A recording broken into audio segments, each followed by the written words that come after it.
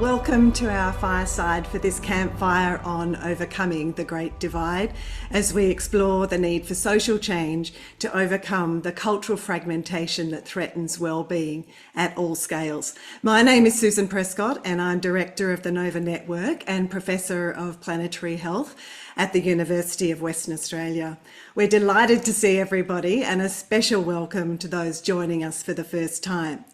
As always, we begin with our customary acknowledgement to celebrate the spirit of people, places and planet. We come from many places and many traditions, so we wish to acknowledge and celebrate the wisdom, or all wisdom, past, present and emerging, and the spirit of the earth that sustains all of us with great love, gratitude and respect. Thank you. Our campfires are wonderful opportunities to share ideas on a wide variety of interrelated topics and to build connectedness and community as we find new possibilities in the challenges and as we seek to contribute to meaningful change. We are very grateful to the Nova Institute for hosting these activities, and this is also our third event in collaboration with the Garrison Institute. We're really grateful. We have many shared philosophies and we're very grateful for these shared efforts. So now I would like to ask the President of the Nova Institute, Brian Berman, if he would like to add a few words. Thanks, Brian. Thank you, Susan, and hello, everybody.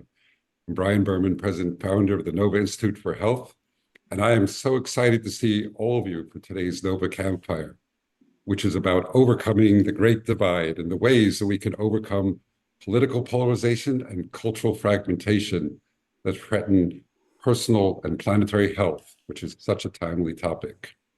Recently, I was fortunate to attend the famous New Orleans Jazz Fest, where a blues singer was talking about these challenging times that we're living in, and she called on everyone to love and respect each other and to practice radical decency.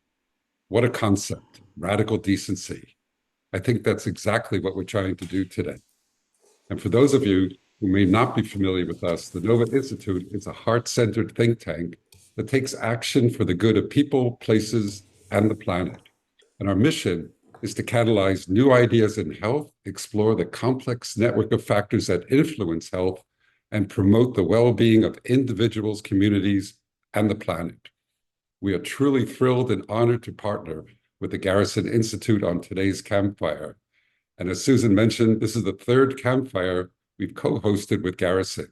So we're so grateful to collaborate with them and put our minds and hearts together for transformative action. Thank you as always to Susan Prescott, Nova Scholar and Director of our Nova Network, who's so skilled at weaving a tapestry of ideas and coordinating the amazing speakers for this campfire event and others. So thank you, Susan. Thank you to all our panelists, and thanks to all of you for being here.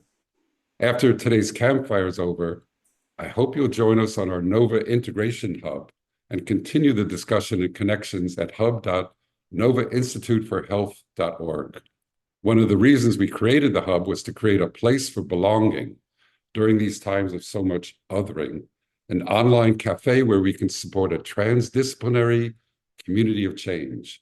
The Hub offers an ideal gathering space to continue these conversations, and I hope to see you there. Over to you, Susan. Well, thank you so much, Brian. And now to help us co-create a space for sharing and connection, Gabriella will lead us through a mindful moment for about 2 minutes. Thank you. Thank you, Susan. Hi, everyone. So if everyone could please just sit comfortably. Straighten your back and your neck as much as you can.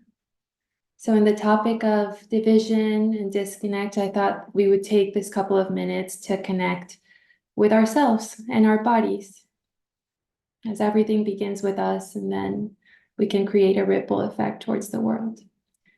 So if you feel comfortable, please close your eyes.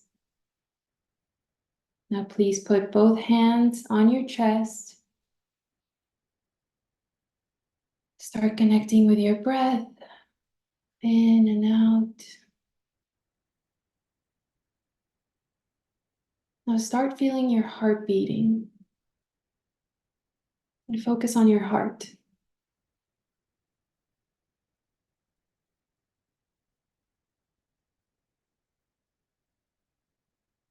In such a fast-paced society, we can forget to shift our attention inside to ourselves, to our needs. Just feel your heart. It's unconditional to you, 24/7. It's beating for you to keep you healthy. So in your inner voice, just take a moment to thank it. Thank you for beating. Thank you for keeping me alive. Thank you for loving me and being there for me unconditionally. I see you. I hear you. I respect you. I love you. Thank you. And one deep breath in and out.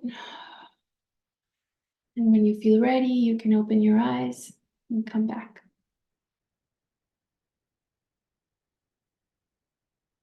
Thank you. Thank you so much, Gabriella. This is such an important way to start our meetings.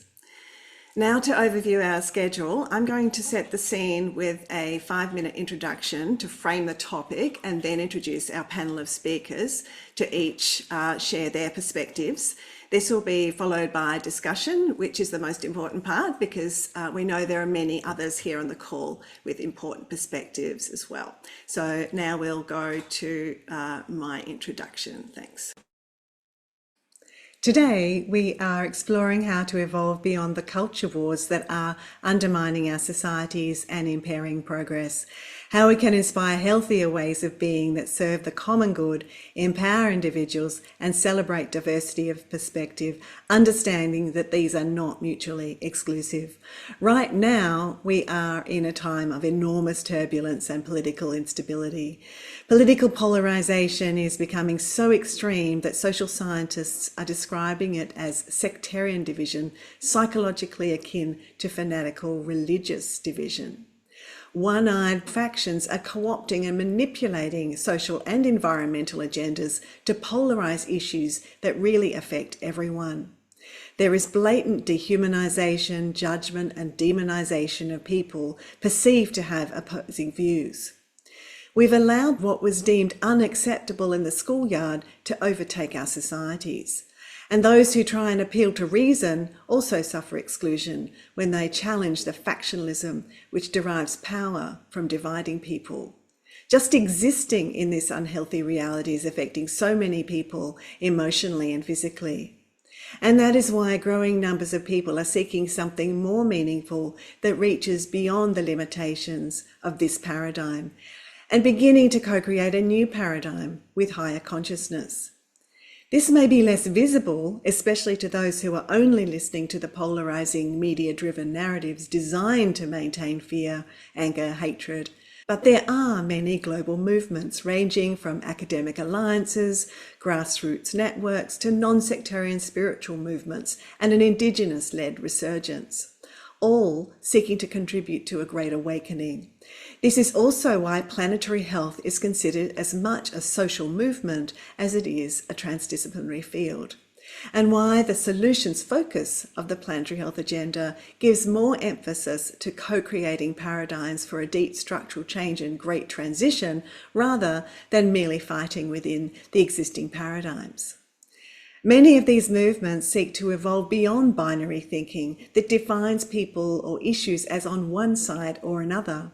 In essence, to move beyond a material Newtonian view of the world of mechanical separation to a quantum worldview that allows for the infinite possibilities of consciousness, aliveness, love, and embodied meaning. It recognizes inherent interconnectedness, celebrates the illusion of separation that creates diversity of perspective with a deeper sense of unity of awareness. This may seem idealistic, but these realities coexist and manifest according to our awareness of them. For the last century, we've been on the threshold of quantum discovery. Quantum physics has challenged conventional ideas and revealed that our physical reality is not what it seems. Quantum computing will provide an exponential shift in power and capacity to solve challenges. Our social reality may also not be what it seems, and social geographers are exploring how to achieve rapid quantum social change by unleashing human potential. So how can we leverage systems change? How do we create conditions for emergence, which is how life creates radical change and takes things to scale?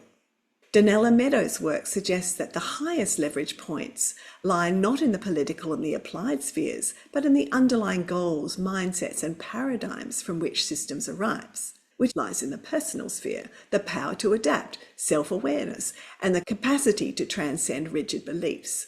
Yet, as in nature, social emergence depends on connections, networks of relationships between people who discover they share a common cause and vision. The work of Margaret Wheatley and Deborah Fries suggests that changemakers can be more effective by developing critical connections between people with shared purpose than by striving to convince the masses. This coherence is more likely to give rise to communities of practice for deeper, supportive relationships, intentional co-creation, and shared actions. This creates the conditions for systemic influence. Good ideas spread rapidly, and new paradigms and practices can quite suddenly become the norm. We see sudden and surprising emergence of new systems at scale, bringing new capacities that did not exist before. This is an era of networks, alliances, and coalitions for change like never before. We're amplifying the participatory power of individuals, creating the perfect conditions for a quantum social change. As individuals, we are wiser to focus on our critical connections rather than the critical mass, because that will follow through the power of networks and communities. This is good for our personal well-being and empowers us rather than overwhelms us. Philosophers will likely remind us that how we see the world is a reflection of our own state of consciousness, that change radiates from there to influence others and our shared reality. Wisdom traditions will remind us that this is all inherently interconnected. So this means nurturing conditions that simultaneously empower individuals and community through shared values. It's easy to think these communities of change exist in a bubble, but this is no less real than the fear bubbles we're manipulated to inhabit. The difference is kindness, love, compassion, and mutualistic intention, seeking inclusion and common ground with those who are different, which is ultimately more evolved and more sustainable. This reality will get stronger the more people who inhabit it and amplify it. It's been said that to see with greater depth, we need to look with both eyes and not take sides. And now many are seeking to move into an era of unitive thinking in which there are no sides, only infinite facets of the whole. And with that, it's my pleasure to introduce our first speaker, Carter Phibbs, author and thought leader working at the intersections of business, politics, science, technology, and consciousness. He is co-founder and managing director of the Institute for Cultural Evolution, and we were inspired by his work on depolarizing the American mind. He will speak for about 10 minutes, followed by our remaining panelists, who will each speak for 5 to 7 minutes. And I don't want to detract from their time by reading their bios, so I urge you to read more about them at the link in the chat. So now over to you, Carter. Thank you. Thank you so much, Susan. I appreciate that artwork is just amazing. I want some of that artwork for my presentations. I really love that. And Gabrielle, thank you for leading us in the meditation. I was all ready to present, and then I just wanted to meditate for the next hour. So I have to get back into my boat here. So great. Yeah. So I'm going to just give a little presentation on the work of the Institute for Cultural Evolution, at least a few things that may just give us a couple of different ways of thinking about the issue of cultural polarization and political polarization, and maybe a couple tools to work with as we go forward. I founded the Institute for Cultural Evolution, or co-founded it with my partner, Steve McIntosh, about a decade ago. And we had both written a lot about individual and cultural evolution. And we wanted, and we were used insights from evolutionary theory, insights from integral theory and integral philosophy, insights from developmental psychology, and we wanted to apply those to the political issues of the day. And so we wrote a long paper on climate and how we could approach the issue of climate. And very quickly we realized that the underlying issue that was preventing so much progress on that issue and on just a host of other issues in our culture was political polarization and cultural polarization. So we began to change the focus of the Institute and really focus on that primarily. And that's kind of been our work ever since. So I'll go through some of that work and share a few things that we've sort of uncovered and the ways we kind of have thought about it, and hopefully you'll give you some interesting perspectives on this. So just to kind of give a few polarization basics here, you know, as cultures evolve, they naturally go through periods of differentiation and integration. You know, we went through a period of more integration in the post-war era. And then we went through, and in the last 4 or 5 decades, we've been going through a period of massive differentiation. You know, we like to say the 60s and 70s broke the post-war consensus, and the culture changed, and a new culture emerged in the 60s and 70s, and it sort of stretched out. So we became more people became more different, if I can say that, in that era. And that set the stage for the polarization we're experiencing today. Now, if you ask political experts to trace back the beginning of political polarization, they often trace it to the 90s, and they talk about Gingrich and Clinton and the fights in those days between all the early fights between politicians in that era. But from our perspective, that was simply the era when that generation, that boomer generation, in which had all those original kind of culture wars in the late 60s and early 70s, they came to political power in the 90s. Whereas in the 80s, you had a different generation of political power. So Tip O'Neill and Ronald Reagan were more willing to kind of get along, and they were part of that post-war era more. But as soon as you had the boomer generation, I'm not blaming the boomer generation, they did a lot of good things, so please don't take it personally. But as soon as they came to power, you had that polarization begin to emerge, and I'll talk about why that is. Again, some polarization is natural in culture and politics. It's when the hyperpolarization becomes an issue that it can be a dangerous thing. And at its very worst, of course, it can lead to a civil war. And people are saying that we're the most polarized we've been in our culture since the pre-Civil War era, which is certainly frightening. And the basis of our work is that, you know, culture is upstream from politics. And, you know, we've hosted a lot of gatherings and conclaves and small conferences where people working on the issue of political polarization have come and shared their work. And they have all kinds of fantastic ideas about how to change, you know, campaign finance and political issues and party affiliations and all this stuff. And they're great ideas, but it's like a chicken or egg thing. Like none of it can truly happen until the culture itself already changes enough so all those things can be implemented. So in a certain way, we feel like addressing things from a cultural perspective is upstream from politics and will help everything else. Of course, these aren't easy issues. These are issues that took us 4 or 5 decades to get ourselves into, and it's probably going to take a few decades to grow out of and evolve out of. So the last thing I'll say here is that the specific issues, you know, political issues or culture war issues, you know, it's often you have to think of those as proxies.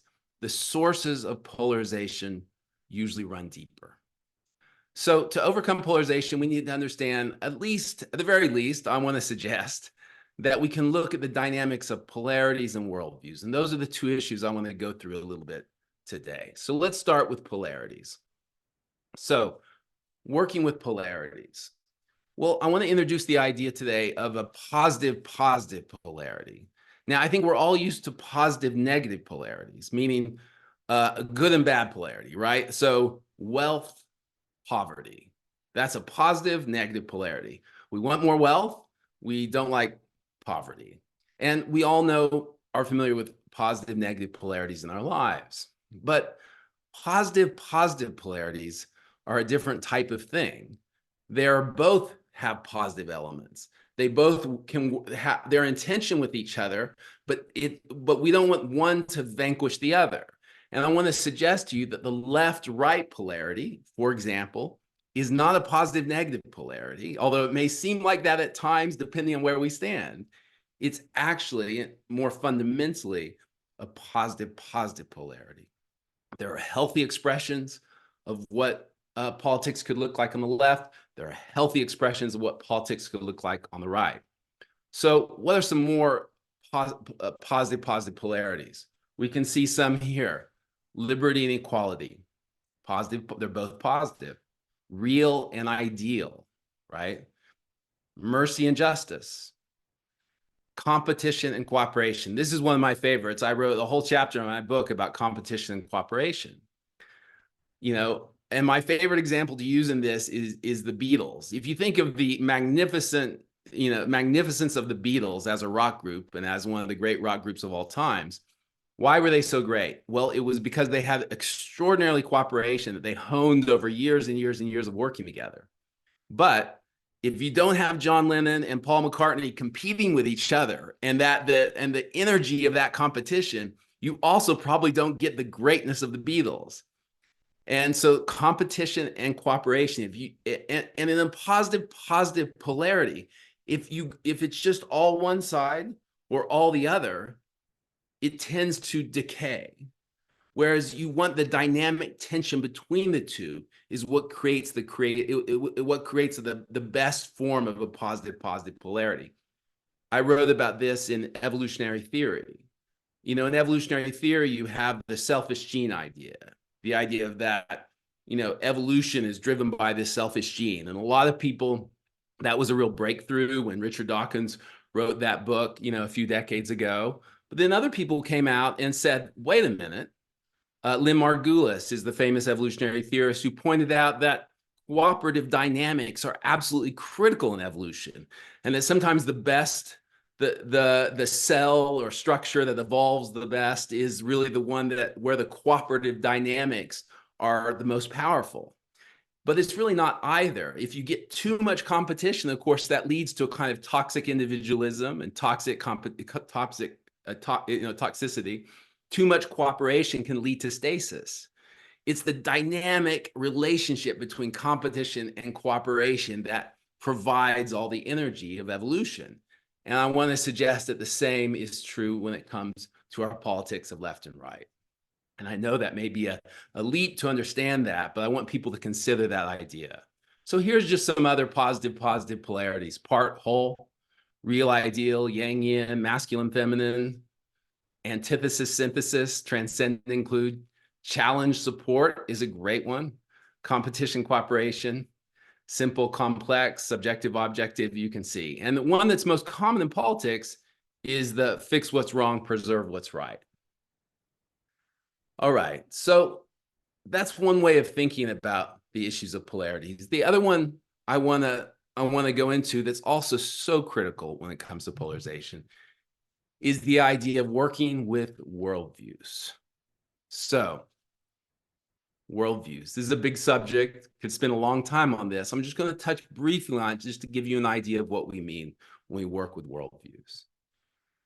So, this is the idea that consciousness and culture co-evolve, and that worldviews represent sets of core values that respond to developmental problems in culture as we evolve in history, and that the values that we share sort of cohere into larger historical worldviews. And there are three major worldviews today active in America, right? Three major worldviews. Now, I apologize that I'll be a little bit American-centric as I talk about this.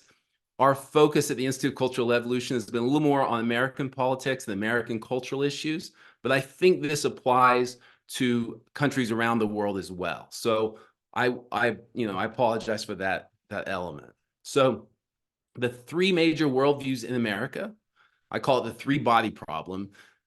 In the Netflix show, if anyone's seen the three-body problem, they have three suns that orbit around each other, which creates a very unstable orbit. So what happened in America is we had two major worldviews. We had the traditional worldview, which we often think of as a sort of more religious or traditional worldview, right? And then we have the modern worldview, which we think of as sort of science and progress and technology, right? The modern worldview started in the Western Enlightenment, the Industrial Revolution, economic wealth, that kind of thing, right? So the modern worldview and the traditional worldview. When I grew up in a little town in Oklahoma, that was the culture war. It was always between, you know, the modern worldview and the traditional worldview, the religious worldview and the scientific worldview, right? We're very used to that world, that tension.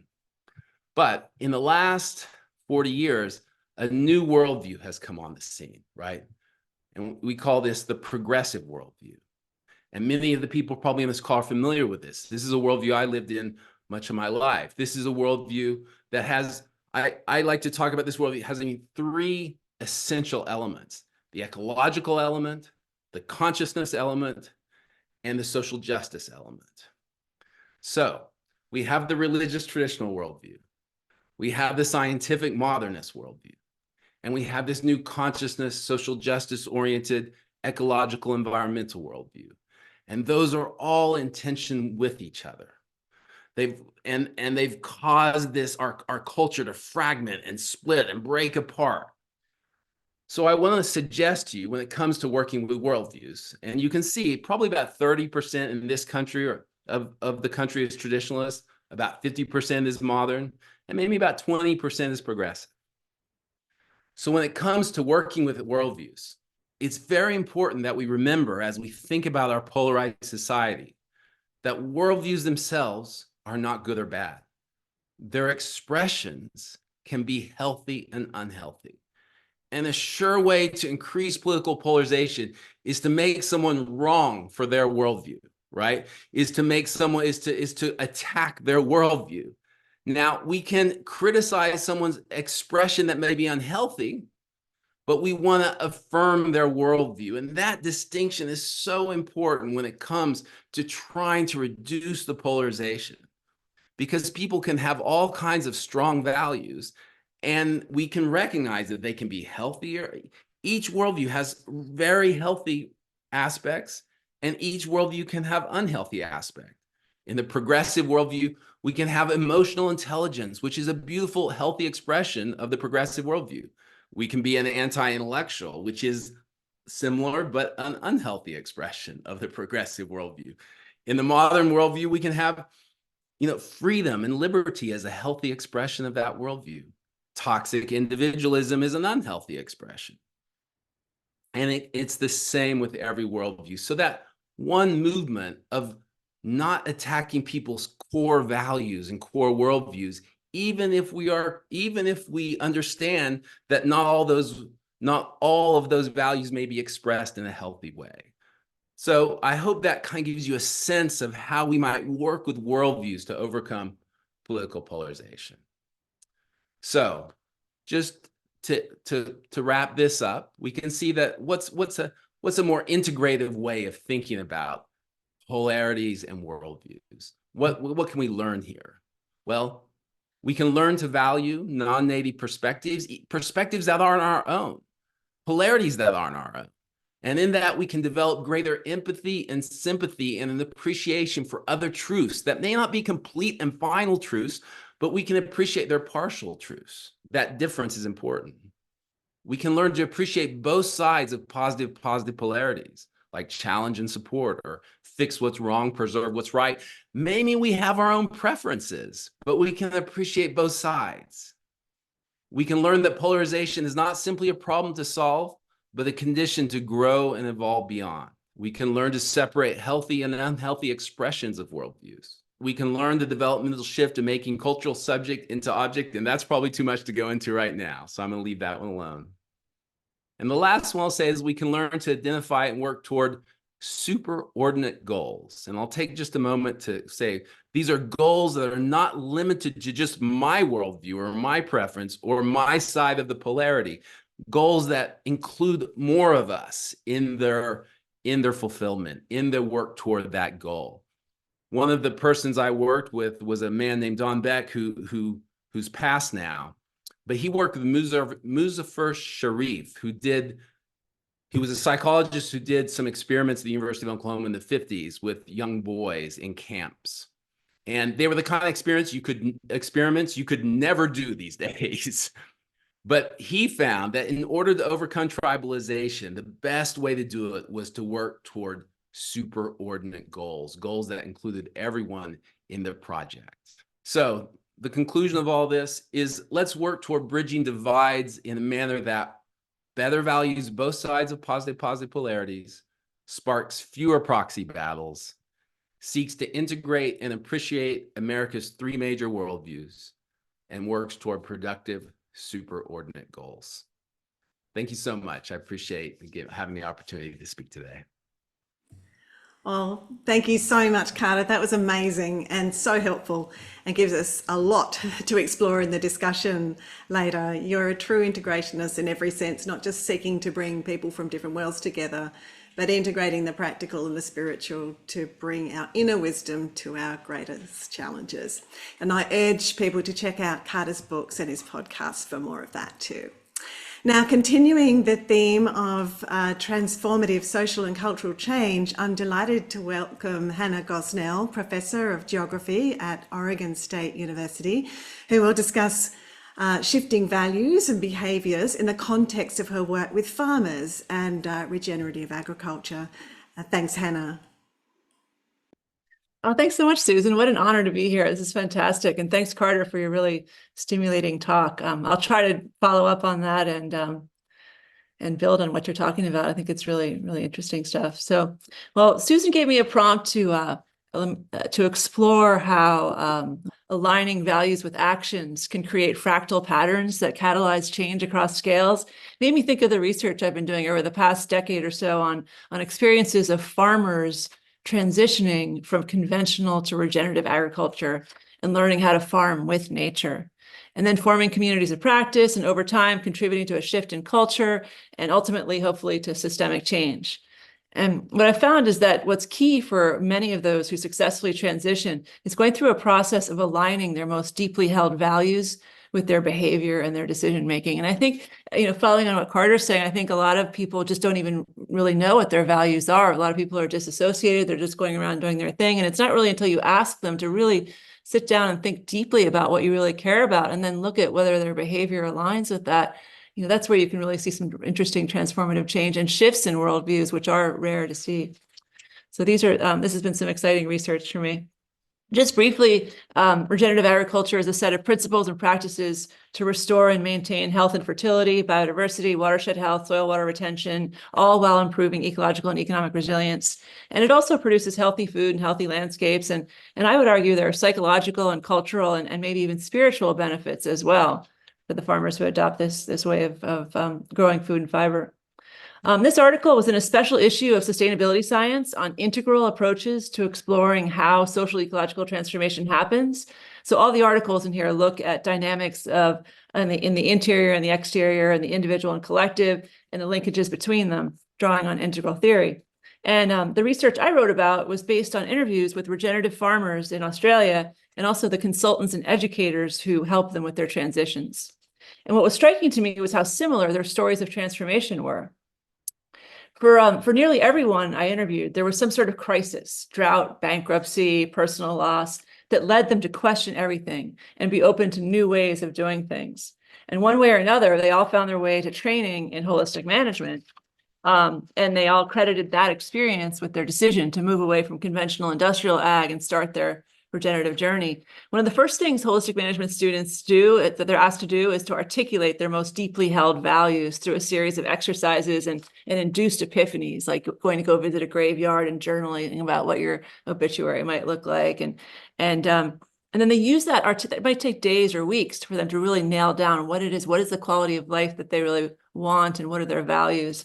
And they use that articulation as a basis to develop a holistic goal with the help of a consultant. And then that's a very official, formal document for them. And in their holistic goal, they take into consideration ecological, economic, and social aspects of the current situation and the desired future. And then the holistic goal then guides all their future decision-making and behaviors. And their success as farmers then comes to be measured not just in terms of profitability or productivity, but also on their quality of life. and the amount of time they have available to nurture community and family or pursue interests in recreational activities. And so this new value-driven approach to decision-making leads to a sense of right livelihood, and it fuels their desire to persist on their regenerative journey. Many of the holistic management educators that I interviewed to ask them about, what do you see in your students? They talked about their experiences facilitating this goal-setting process with the farmers. So this consultant described how he talks to his clients. He says, let's start with you first and what makes you tick. And then let's move into what you're doing and why, and create some meaning around that and a sense of purpose. And then let's move into what's the right production. Then let's move into what's the right production technique and level of profit that you need to keep yourself and your family happy. Not happiness as the last thing, but as the first thing. And one way this translates into positive ecological outcomes is that many of the farmers I spoke with who adopted HM and did all this navel gazing, they soon found that they could no longer justify using agrochemicals like pesticides and synthetic fertilizers. For example, one farmer came to realize that that whole philosophy of trying to kill things that want to grow and trying to grow things that want to die is incredibly soul destroying and costly. And then conversely, another noted how good for the soul the new way of farming was. I've actually been a very reserved person all my life. I've actually been very shy, but this whole world of regenerative agriculture and learning about the soil microbiome has absolutely electrified me, my being. So again and again, what I heard was that learning how to farm without chemicals, which requires understanding how to leverage ecosystem processes and learning about the soil microbiome, and spending more time out in nature monitoring, it turns out to be incredibly rewarding, as this consultant explains. He says one of the biggest aha moments is when the farmers start to see the soil structure change on their property.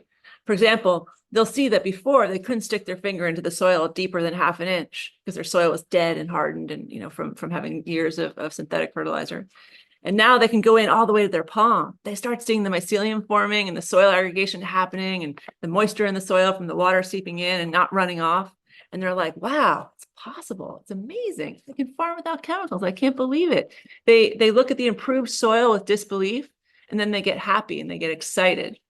And it's that excitement, that feeling of connectedness, of working with nature, that motivates them to continue on their path and continue learning and evolving and getting better and better.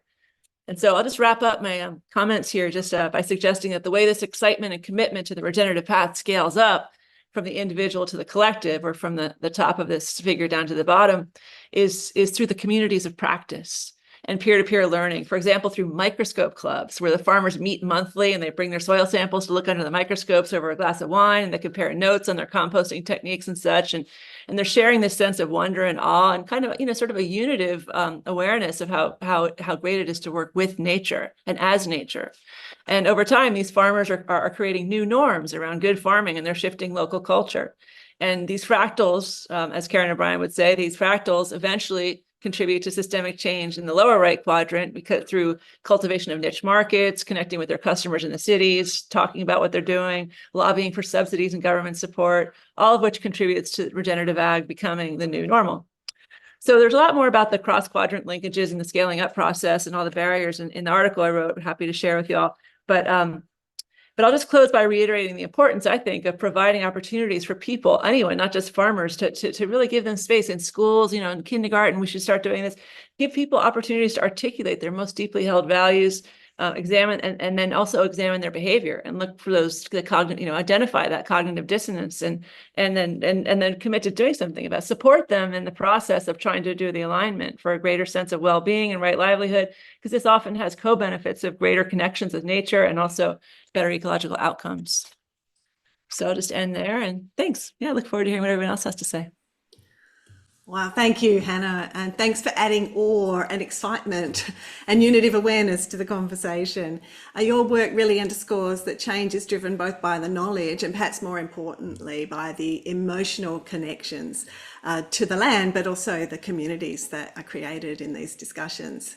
And these networks and community practice are so important for systems change, as you say, and that brings us perfectly to the quantum social change discussion that we need to tackle our most challenging problems. And Karen O'Brien is Professor in the Department of Sociology and Human Geography at the University of Oslo in Norway, and co-recipient of the 2007 Nobel Peace Prize. One of her students is defending her PhD thesis today. So Karen was so sad that she couldn't join us, but she sent us all her best wishes. And we're going to share a 4-minute video that captures some of the concepts that she's talking about. She told me this morning she's just launched a Substack newsletter on quantum social change, which I will post in a moment in the chat. And she's invited people to join at that link and follow what she has to say there. So we'll just show her video now. Thanks, Lachlan.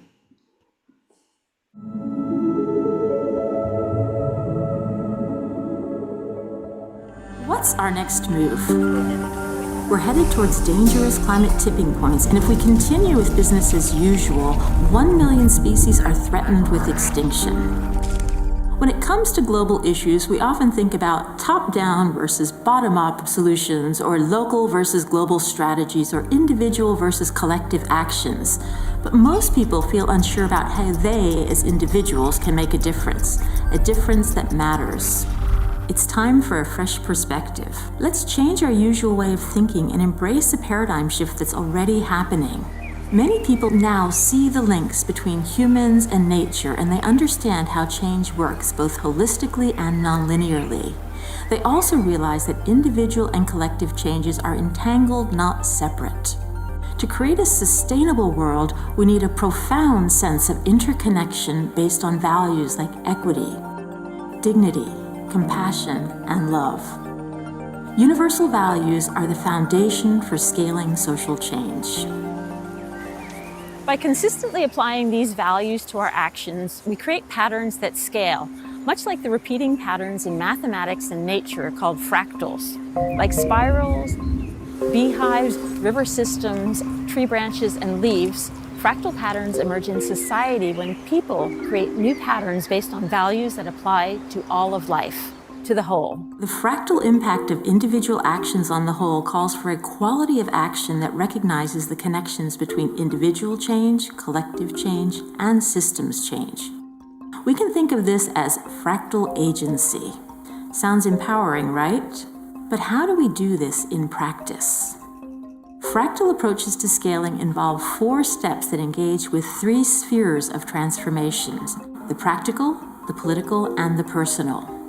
First, in the personal sphere, we reflect on what truly matters to us, recognizing that we are deeply entangled and that our universal values connect us with the well-being of everyone. The second step is practical. How do the problems we want to solve show up today? In addressing them, what are the measurable outcomes that we want to achieve? The third step engages with the political sphere. What shifts in systems and cultures are necessary to address the problems that we've identified? The final step integrates the first 3 steps, and it's really important. We strategically design and implement initiatives based on values that support transformations in the practical, the political, and the personal realms. This involves initiating conversations, organizing movements, launching initiatives, and implementing policies, but it's about doing these things differently.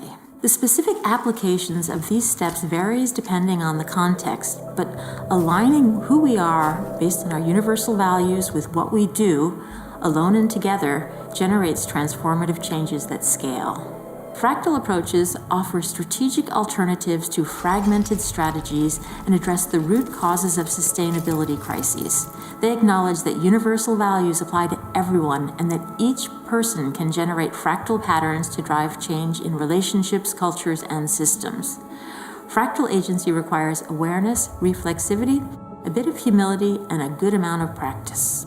Can fractal approaches to scaling provide the solutions we need to the vast and complex global sustainability challenges we face?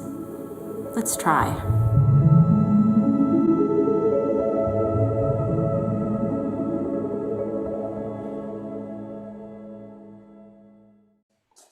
Well, a huge thanks to Karen, who's looking forward to another opportunity to join us in the future. So please subscribe to her newsletter for more and stay tuned for her next post, which she tells me will be on the power of actionless action. So now I have the deep pleasure of introducing Odessa Flores Vasquez, who I had the privilege of meeting when we spoke on a panel together at Pioneers. Odessa is both a mental health practitioner at Devoted Health and a spiritual leader with Indigenous ancestry. She will talk about the power of the red road, the journey to the heart in finding common ground. Welcome, Odessa. Oh, thank you. So I'm gonna introduce myself traditionally. Buju abidad kisisukwen dishnikas makwadadam anishinabe ikwe okishida ikwe. I am known to all of creation as woman of the half moon. And that is my fourth name, which is the last phase of life. So elderhood. I am of Mayan parents, and I am an adopted member of the Ojibwa Nation of northern Minnesota. I am a traditional practitioner.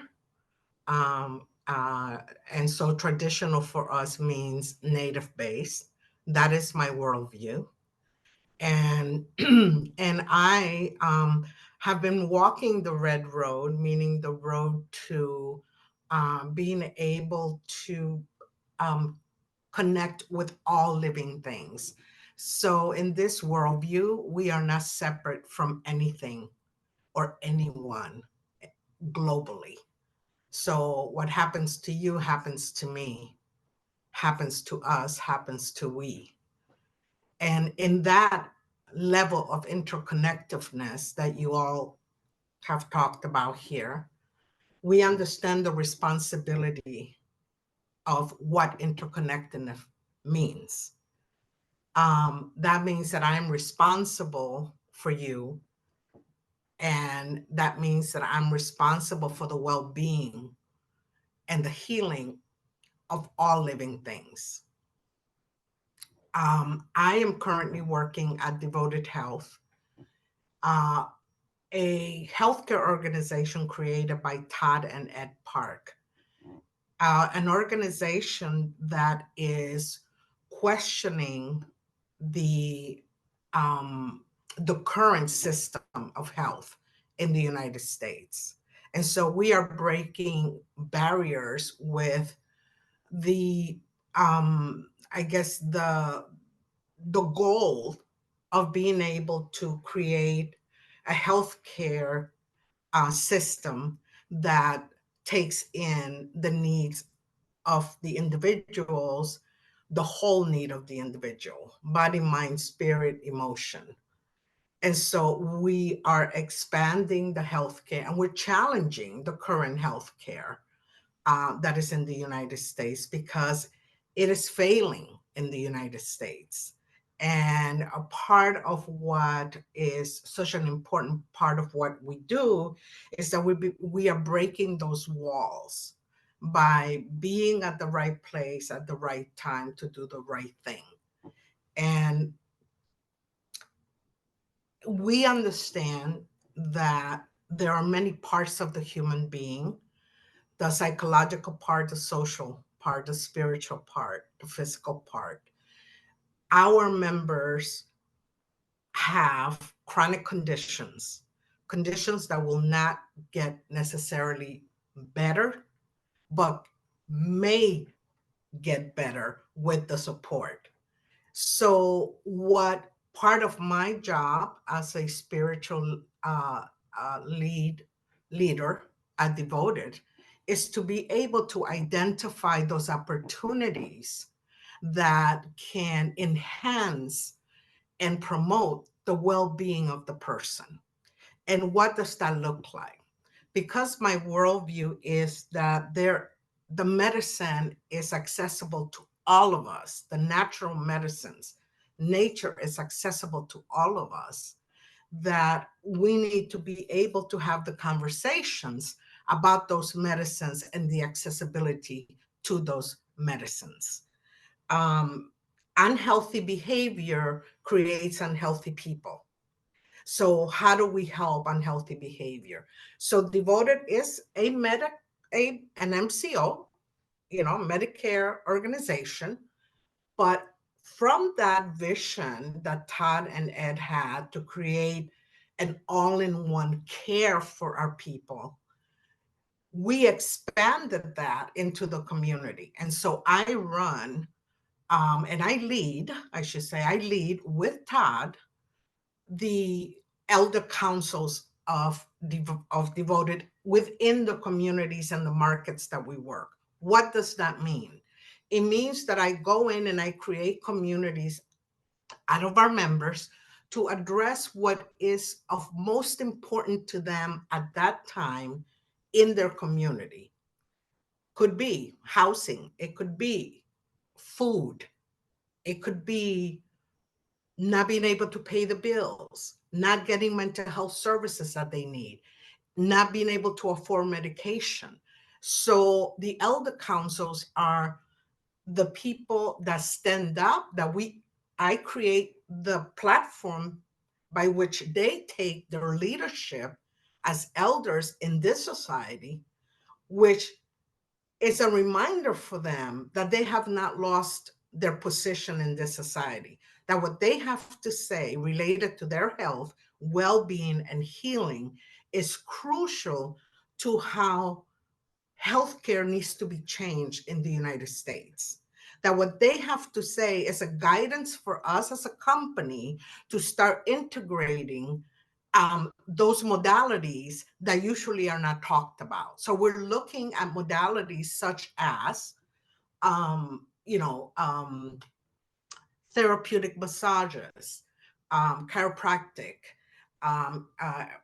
health infusions. We're looking at modalities like mental health. We're looking at modalities, like somatic modalities to help people reintegrate into their bodies after recognizing that they have been in some sort of traumatic experience.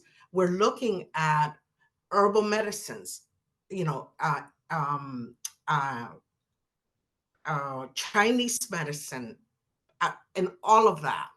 And so the communities are being built so that they can start identifying what they need. And then I step forward with my co-worker, Courtney, and start researching how we can meet that need.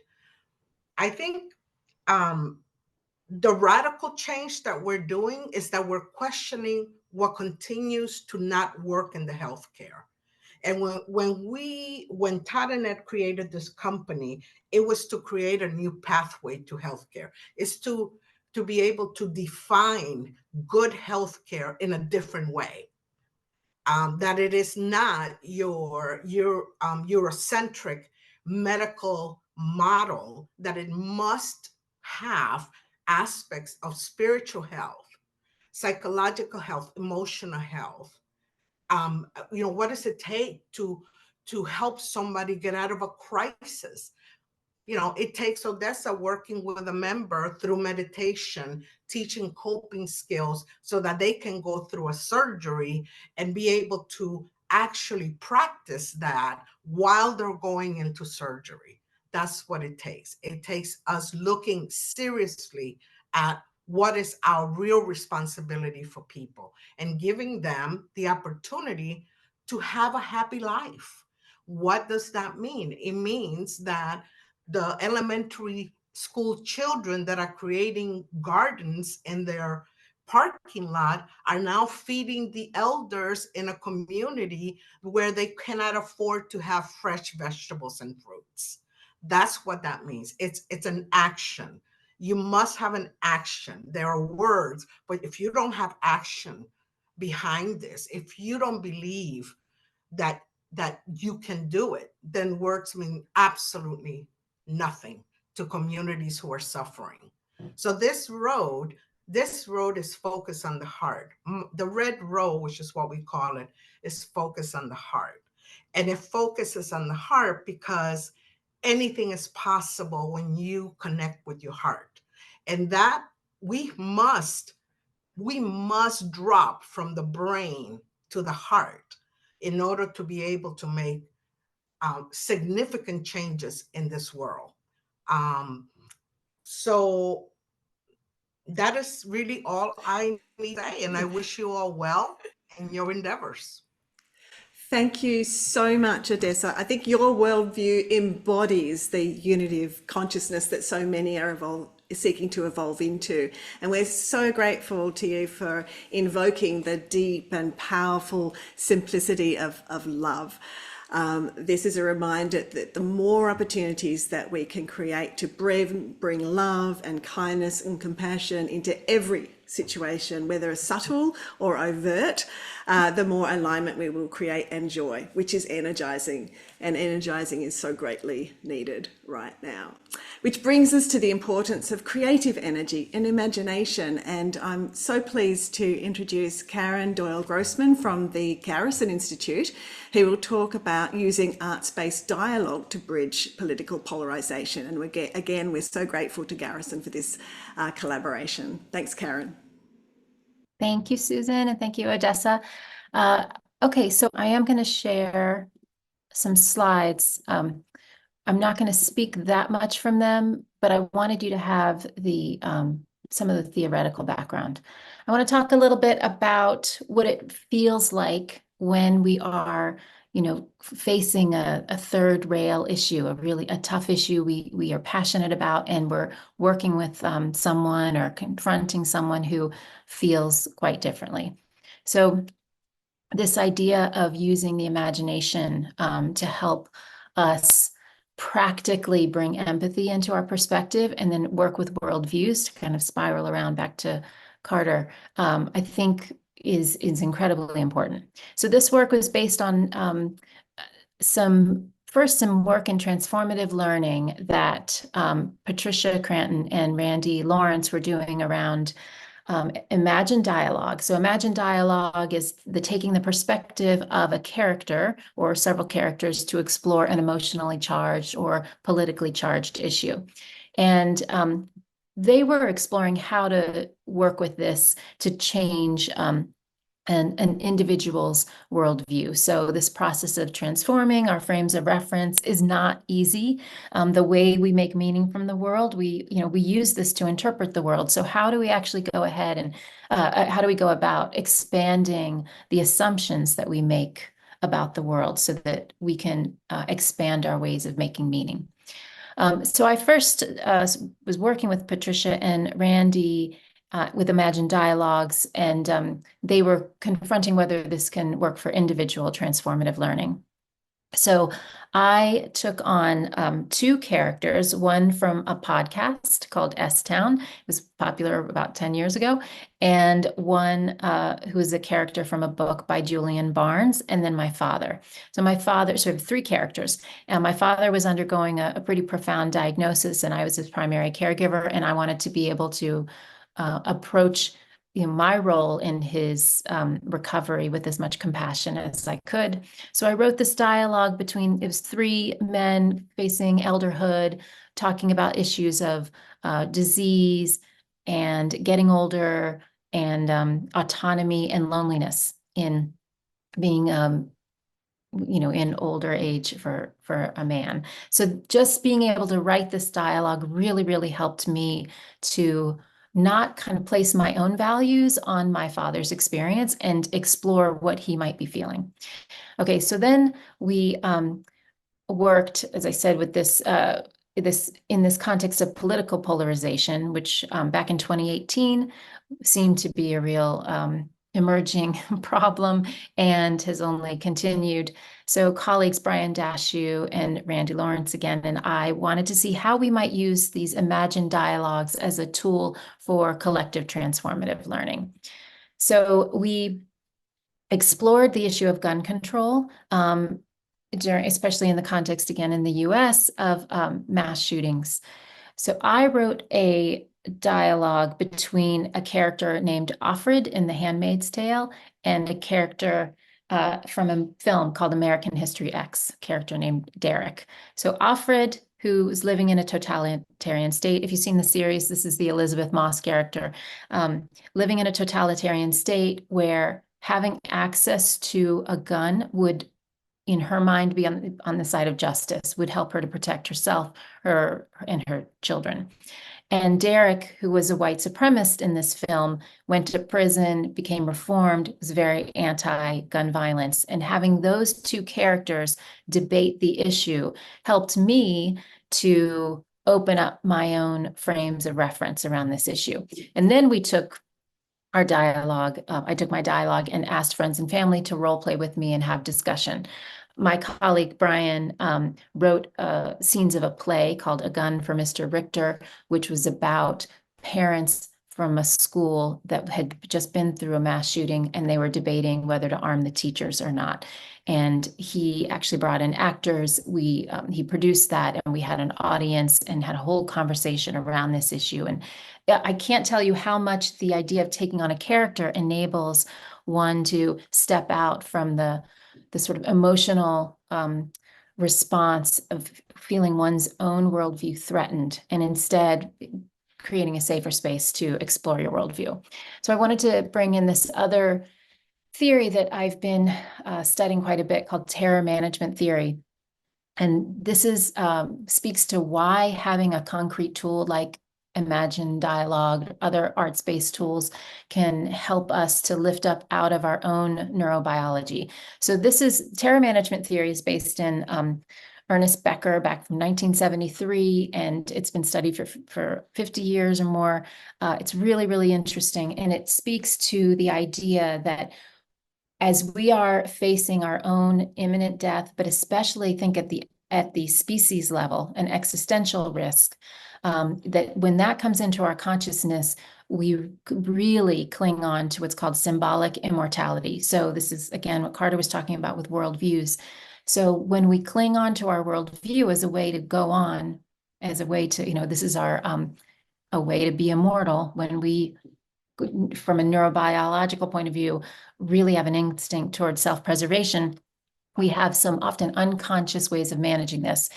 So when we are confronted, and I want you to think about this specifically in the technology realm, because this exacerbates these defense reactions that we have. So we can ask someone to join our worldview, assimilation. That doesn't work, then we might disparage you in your worldview. So let me criticize, let me see if I can tear you down. If that doesn't work, moving to annihilation. I will extinguish you and your worldview in order to keep mine preserved, or accommodation. Okay, I can't annihilate you. I will accept part of yours, but I'm really going to keep the essence of mine. So this is a lot of research on this theory around these unconscious defense reactions that we have in the context of existential threat. And as I said, on technology, where so many of the platforms that might have started with open source democratic values have basically been taken over, of course, by investors and the need to make money from these platforms. And so they feed on our fear-based reactions. So imagine the intersection of those neurobiological approaches to, okay, I need to preserve myself and my worldview, and now I'm online. And the online world, there really aren't, as David Bollier and Nathan Schneider have researched so beautifully, there aren't many options for nuanced debate and discourse online. You can be canceled, you can be exiled from the platform, you can be criticized severely. There's not a lot for exploration, imagination, taking empathy. Often that has to happen offline. So, as I said, we also, in addition to our own experience, we presented this paper at the International Transformative Learning Conference and held a workshop on looking at the issue of climate change and asked small groups to take on the perspectives of all the way from climate deniers to people, climate scientists, and work with this issue so that they can open up the perspectives of their own view and explore the perspective of someone whose view might be repugnant to them. And it was really fascinating to see this. As Karen O'Brien said in her video, it helped people bring awareness, reflexivity, humility, but especially allows them to practice, that we can train this muscle of using empathy, using our ability to kind of look at when we feel maybe even physically or emotionally threatened, but actually lift up out of that and say, all right, let me explore this from a different perspective so that I can actually expand my frame of reference.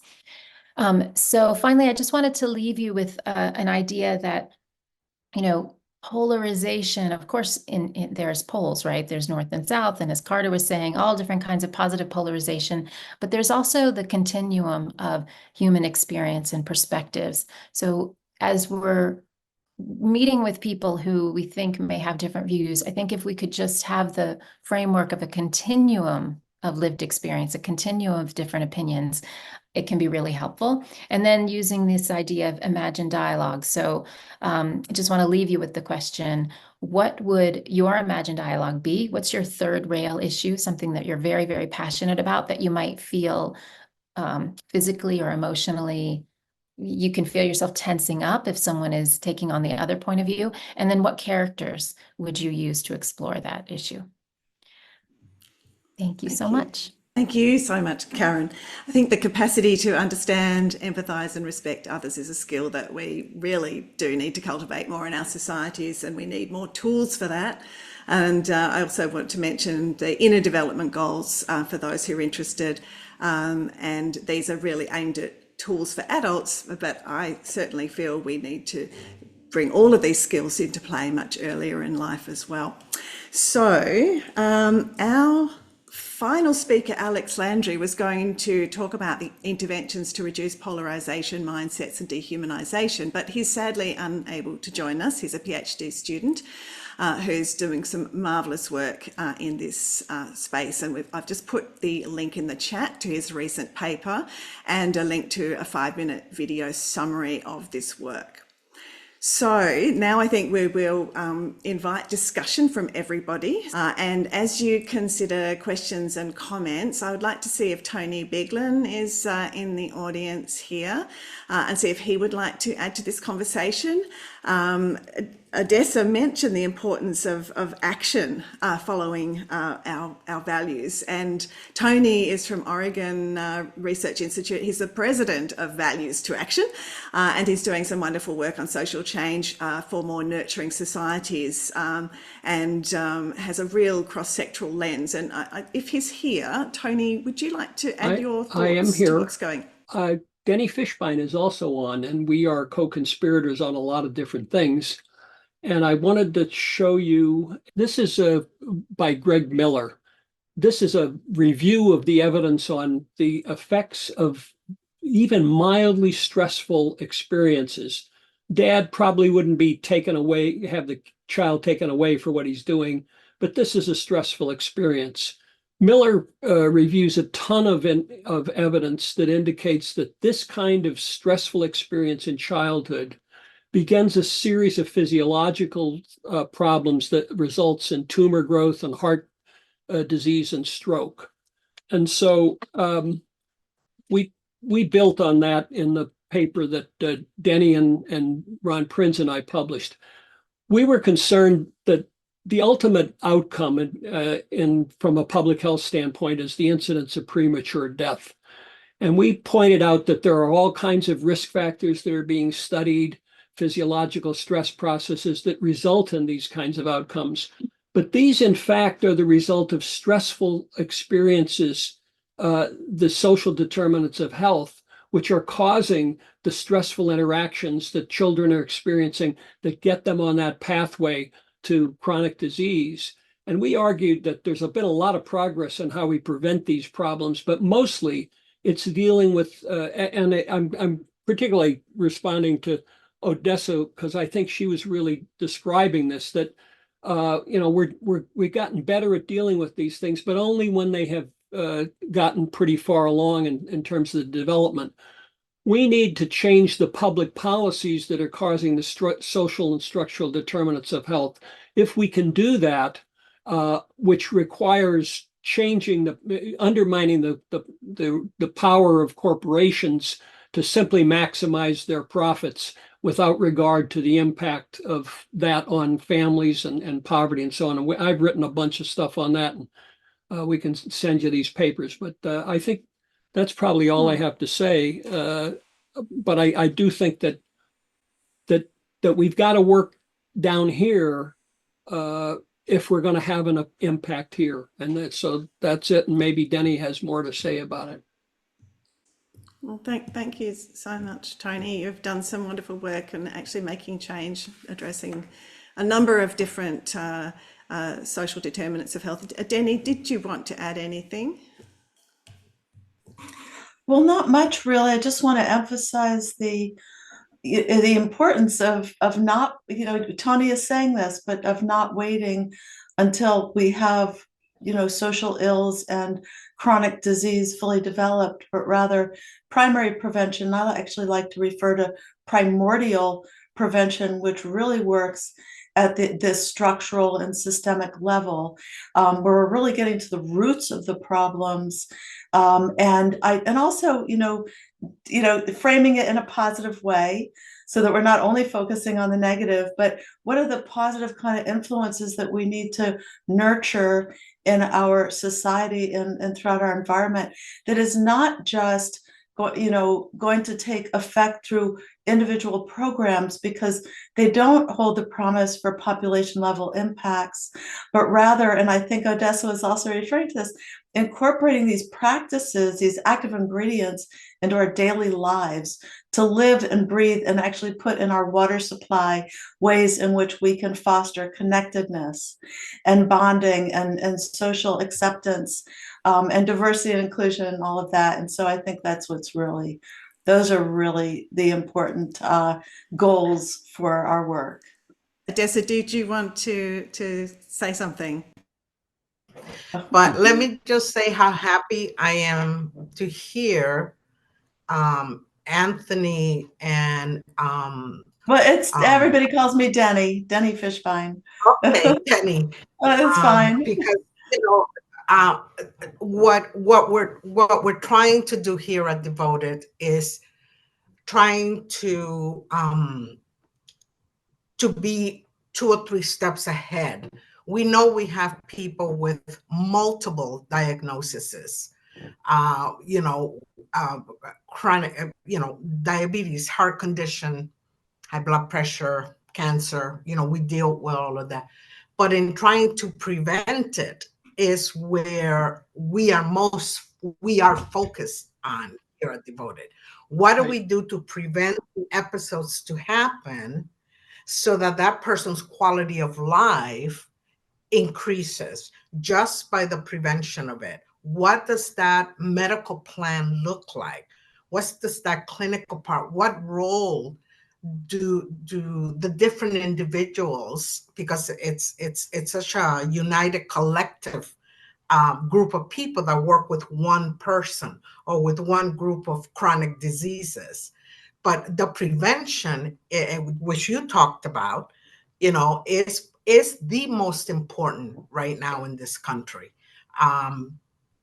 because what's happening is incredibly costly. And this is one of the reasons some of our well-known healthcare organizations in the United States are struggling right now, because they put all the money not in prevention, but in just, managing that condition, but not trying to prevent it. So exactly. I really appreciate Thank you. Exactly. And this really crosses all sectors. Yes. Denny Fishbein created the National Prevention Science Coalition.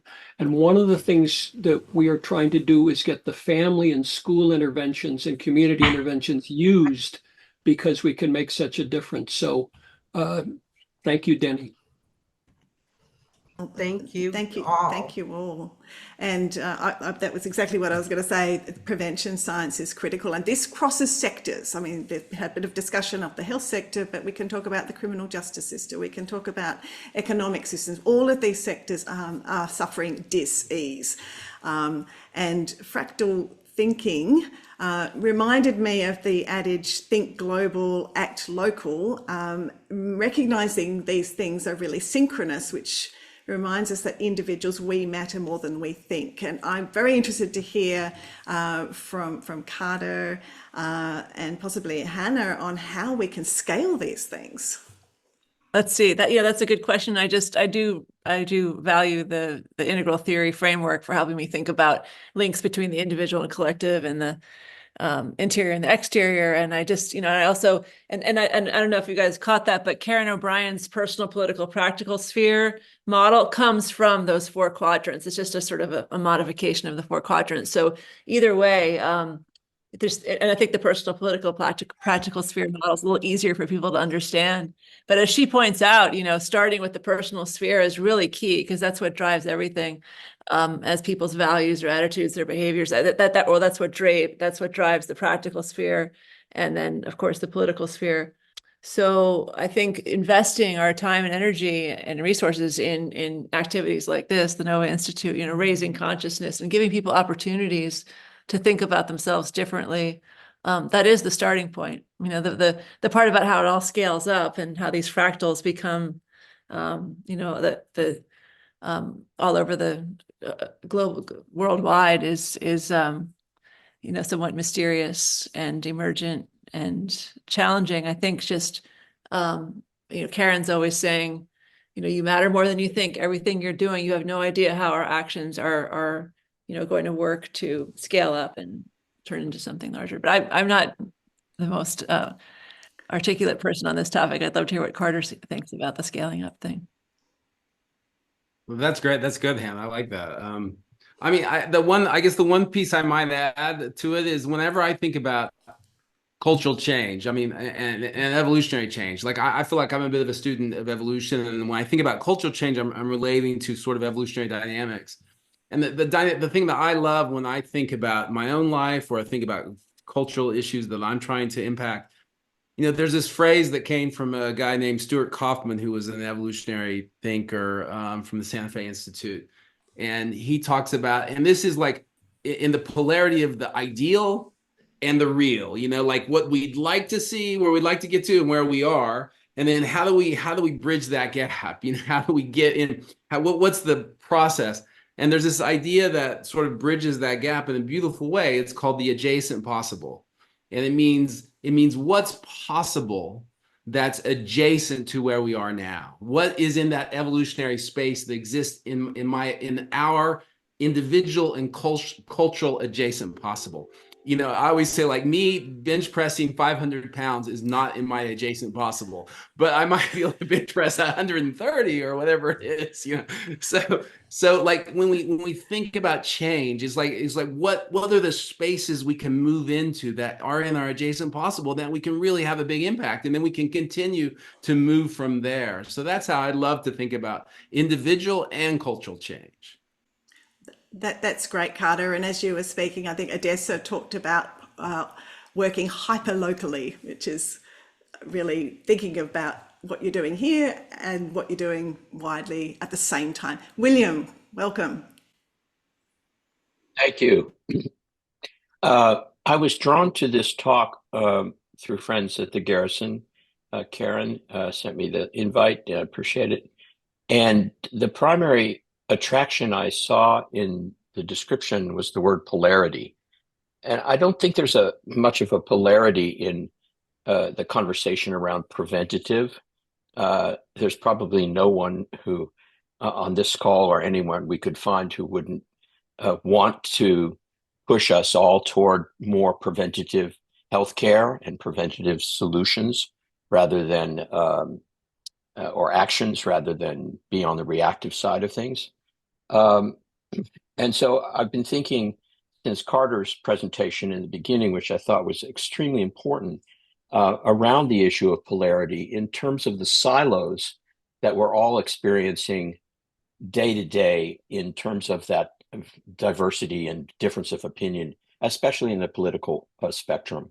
70% of people in the United States go to Facebook almost every day. And if there's any place where there are silos, more than on Facebook. I don't know where they are. And sadly, it's very difficult to have much of a conversation on Facebook without at least somebody with a difference of opinion, without seeing the silo kind of pop up. But I just wanted to comment a strong support for returning to Carter's outline of the positive sides of discourse.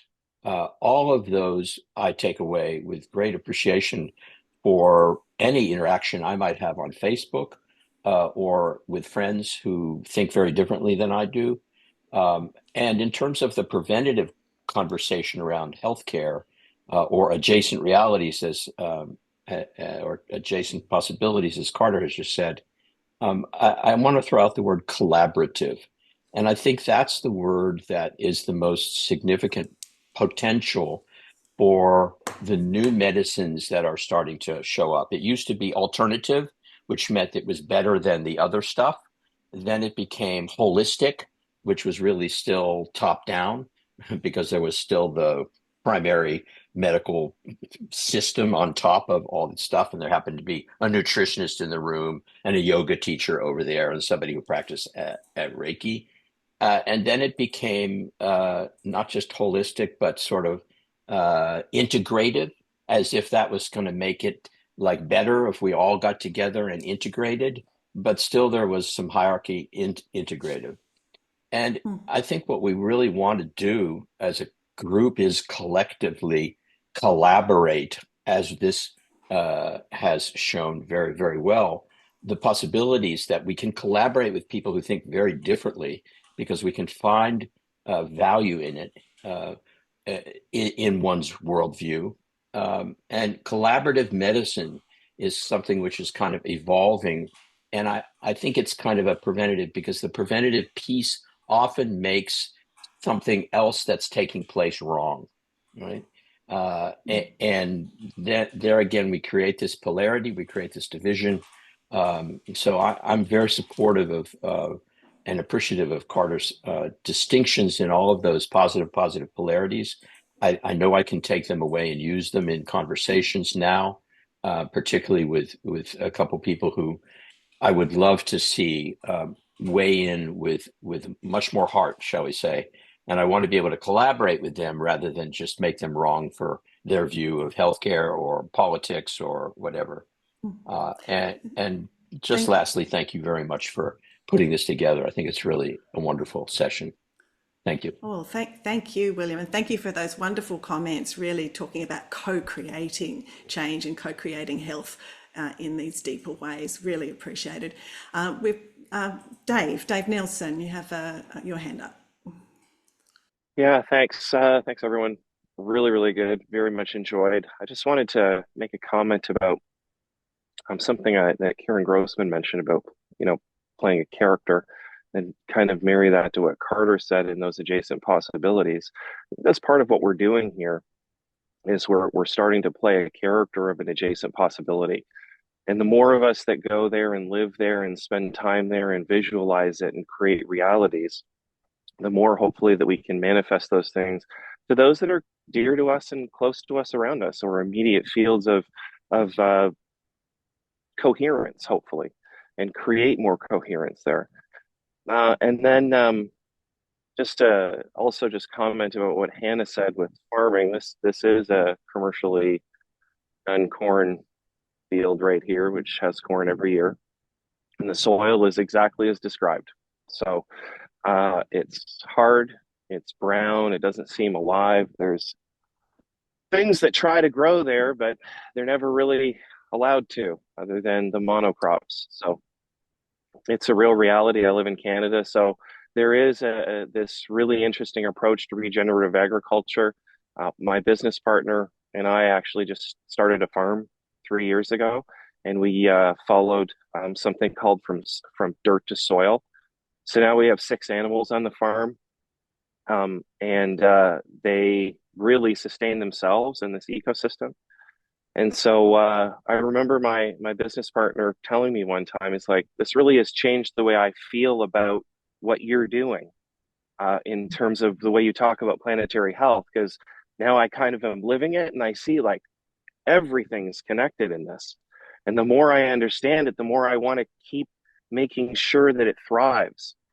So the things that we talk about here, like some of us go back and we try to incorporate them right away. And that includes those inner development goals about how we harmonize with other people. So I just take a lot away from this, and I very much appreciate every one of you. Thank you. Well, thank you so much, Dave. And there are so many metaphors there in the field and beyond.